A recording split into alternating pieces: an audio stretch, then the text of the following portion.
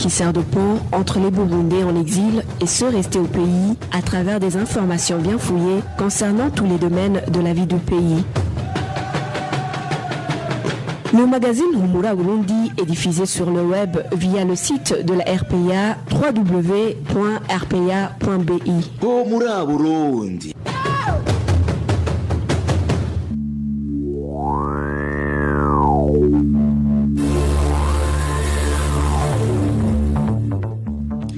C'est un plaisir de vous retrouver. Bienvenue à ce rendez-vous d'information de ce mardi 4 février 2020, dont voici les titres.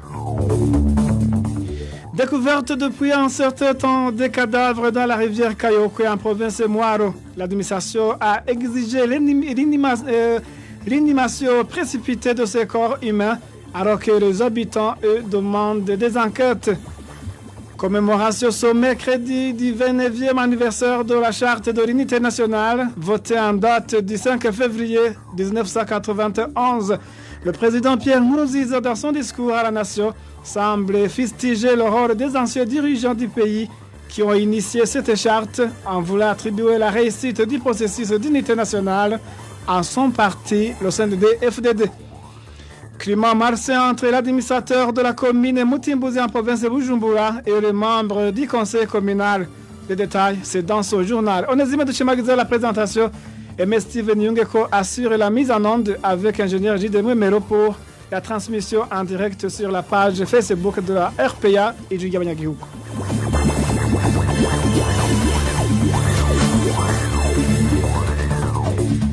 Je vous le disais, découverte depuis un certain temps des cadavres dans la rivière Kayokwe du côté de la colline Moussama, zone Kayokwe en province Mwaro. Les deux derniers corps ont été découverts vers la fin du mois de janvier.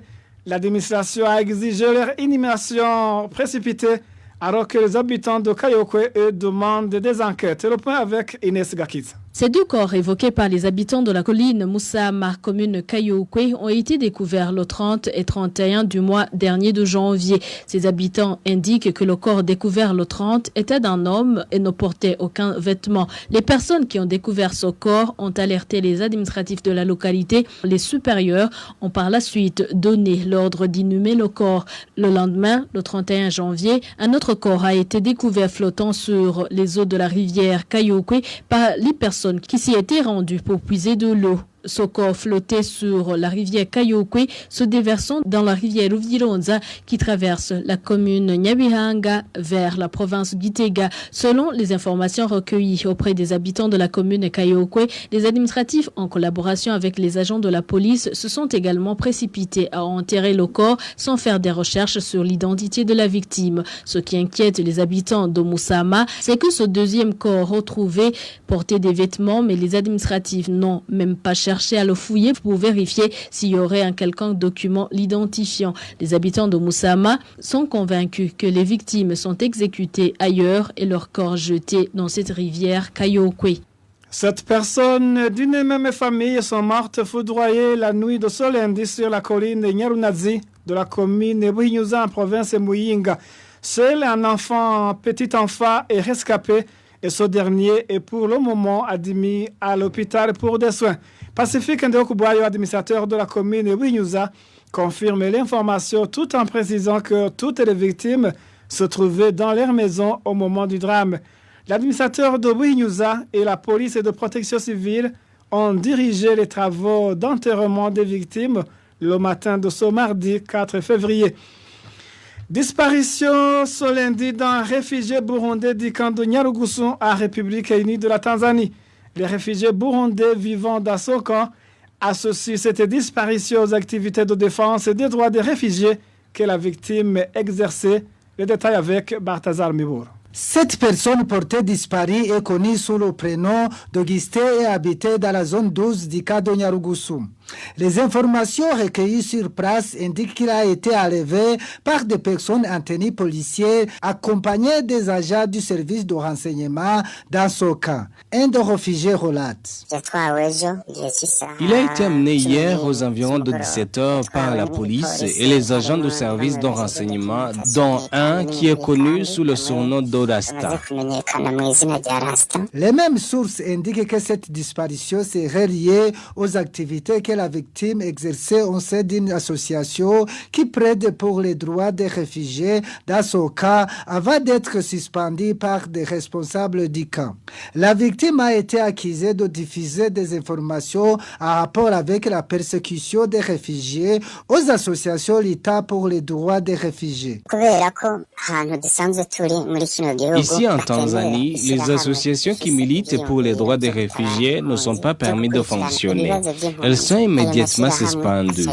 Cette association en fait partie et a été malmenée jusqu'à être suspendue. Les agents de cette association ont été persécutés, certains même emprisonnés. Cette personne est donc accusée de donner des informations à Genève et ailleurs. C'est ce que ces ravisseurs ont dit avant de l'embarquer. Ils ont dit qu'il a une part dans le fait que Genève soit au courant de ce qui se passe à Nyarugusu. À ce propos, nous avons contacté le responsable du cas de Nyarugusu pour qu'il s'exprime. Il nous a répondu qu'il n'a aucune information sur cette disparition, mais qu'il va se renseigner. Retrouvez les différentes productions de la RPA sur Facebook, YouTube, Twitter et sur www.rpa.bi. Page politique de ce journal, commémoration ce mercredi du 29e anniversaire de la Charte de l'Unité nationale, votée en date du 5 février 1991. Le président burundais est revenu dans son discours à la nation sur les valeurs du Burundi traditionnel qui étaient le socle de l'unité nationale. Toutefois, Nkurunziza semble fustiger le rôle des anciens dirigeants du pays qui ont initié cette charte en voulant attribuer la réussite du processus d'unité nationale à son propre parti, le CNDD-FDD. Kw'igenekerezo rya gatanu ruhuma umwaka w'igihumbi n'amajana 1991 abarundi barabigeze barabigerura barakubitiza agatima mpembero barabona ko atayindi nzira y'urukiza yobashikana ku mahoro arama atari kugaruka kw'iragi ry'abasokuru n'abasokuruza bari bubakiye igihugu ku bumwe. Le 5 février 1991, les Burundais ont compris qu'ils devraient renouer avec les valeurs d'unité de nos pères fondateurs. Nous souhaitons une bonne fête d'unité à tous les Burundais, que les Burundais puissent vraiment avoir la paix dans leur cœur. Après les tristes événements du massacre interethnique de Nhegamarangara survenu en 1988, les dirigeants de l'époque ont essayé de trouver solution à ces problèmes de division ethnique, mais ce fut une peine perdue car ils n'ont pas voulu traiter le vrai problème et c'est ainsi que le pays n'a pas tardé à sombrer dans une autre crise grave. Ce n'est qu'en 2005 que des actes concrets en faveur de l'unité nationale ont été réalisés. Là, je citerai des discours et enseignements que nous avons donnés, des travaux communautaires, l'instauration de la journée nationale des communes, ainsi que la mise en place de la commission Vérité et Réconciliation.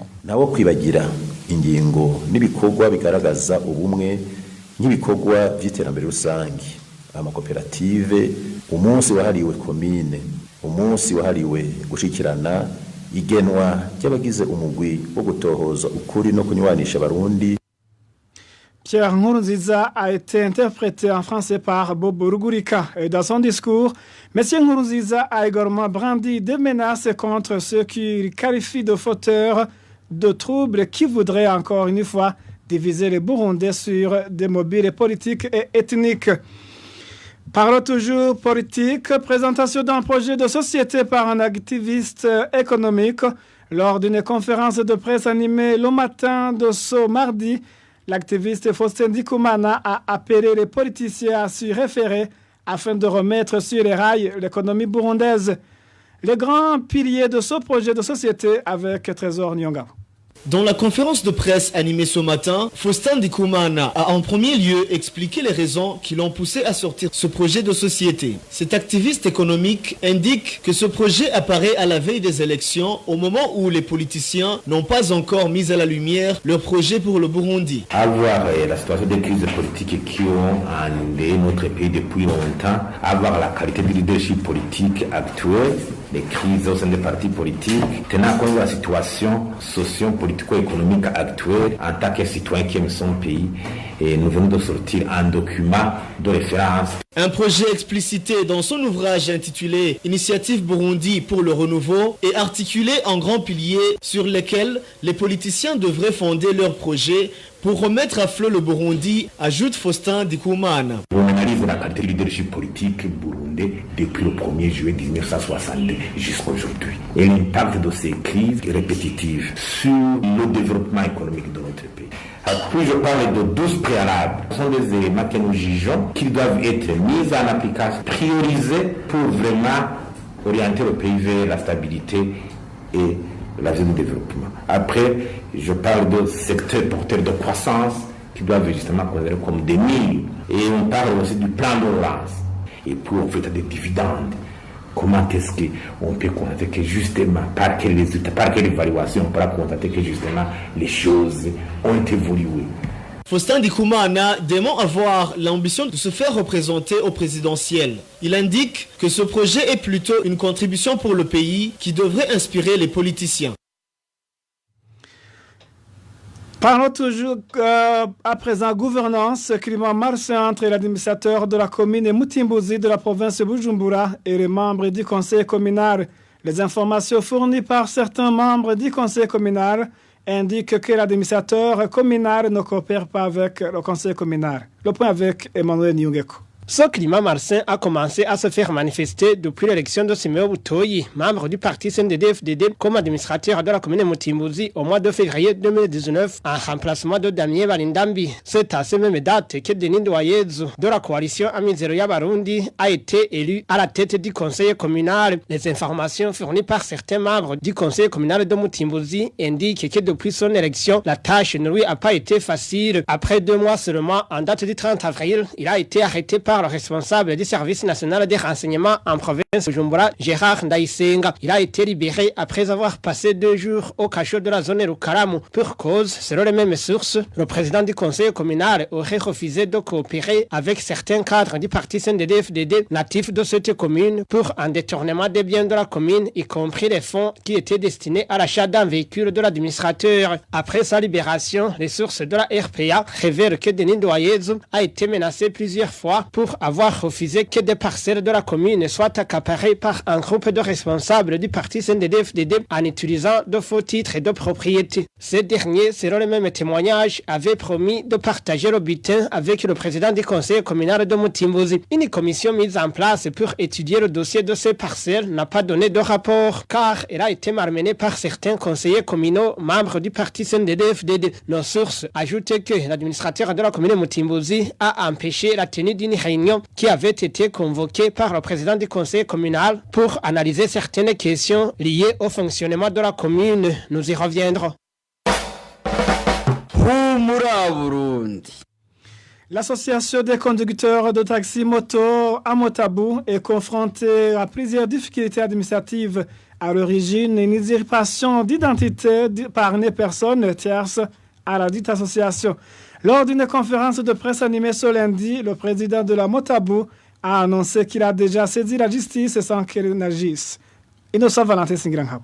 Depuis l'agrément de l'association des conducteurs des taxis moto du Burundi à Motabou en février 2005, cette association a toujours eu des dossiers en justice, a annoncé le président en exercice de la Motabou, Artemon Daegamiye. L'exemple est récent donné par ce responsable de la Motabou lors de la conférence de presse qu'il a animée ce mardi est celui du cas d'un inconnu de cette association du nom Jadon Zitunga qui a propagé une information sur des détournements des fonds de l'association. Une affaire qui a été à l'origine de la suspension temporaire de la Motabou. Nous sommes au service parce que la justice nous a donné l'ordonnance ministérielle qui nous permet de travailler. Nous avons tous les documents. Ce qui est étonnant, c'est que depuis qu'on a recommencé les activités, il y a 6 mois, un intrus s'est introduit dans les affaires de l'association. Par exemple, le 27 janvier cette année, il est passé sur les médias arguant que les responsables de la Motabou ont détourné l'argent des membres. La personne en question s'appelle Jado Nzitunga.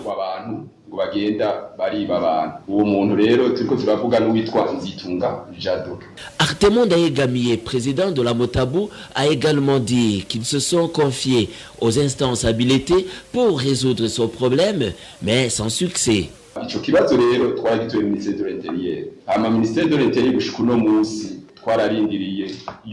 Nous nous sommes adressés au ministère de l'Intérieur pour qu'il règle le contentieux avec Jado. Le 28 juin 2018, la justice a adressé une correspondance au ministre de l'Intérieur pour mettre en application la décision judiciaire. Constatant que rien n'a été fait, nous avons décidé de réintroduire le dossier en justice. Le 21 mai 2019, encore une fois, la justice a envoyé une autre correspondance ordonnant au ministre de l'Intérieur d'appliquer la décision judiciaire. Mais jusqu'à présent, il n'y a aucune réaction de la part du ministre.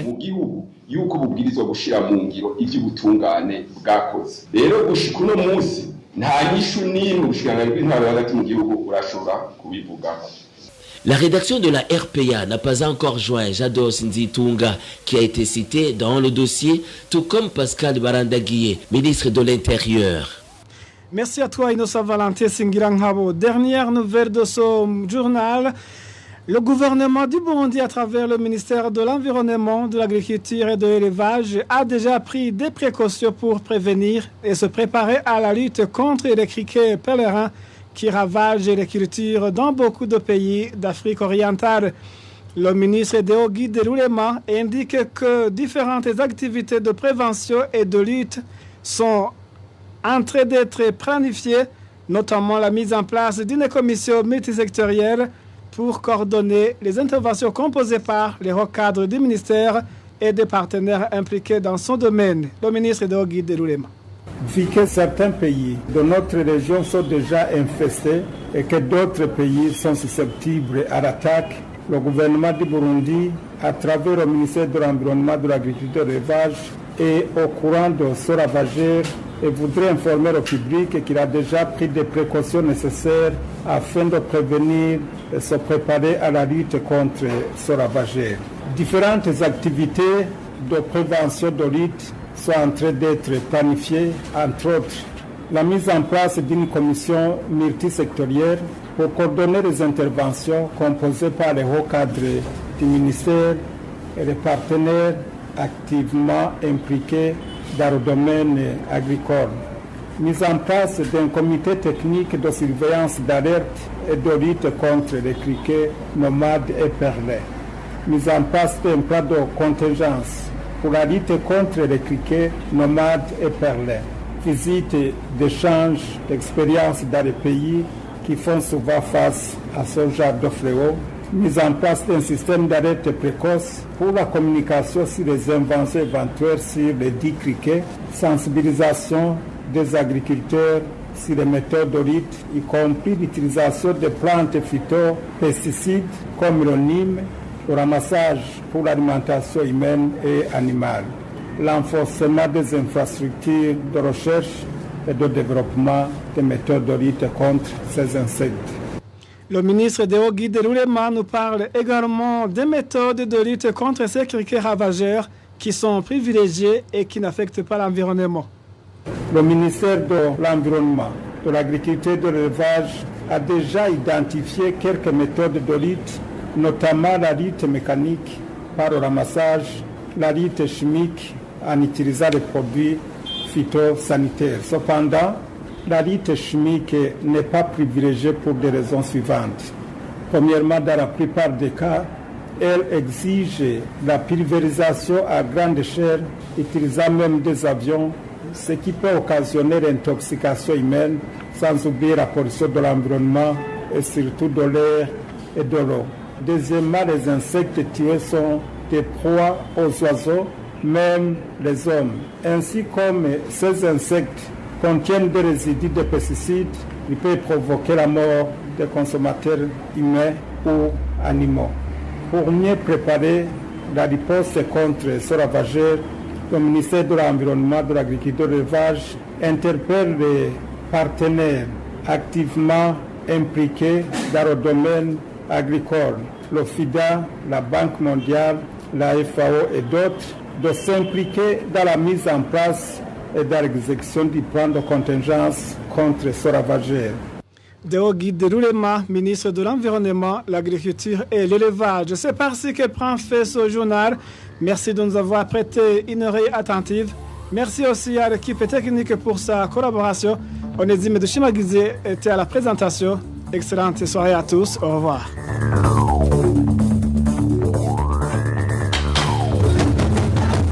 C'était le magazine Rumura Burundi. Un magazine comptant pour relier les Burundais en exil et ceux toujours au pays à travers une information de qualité. Okay.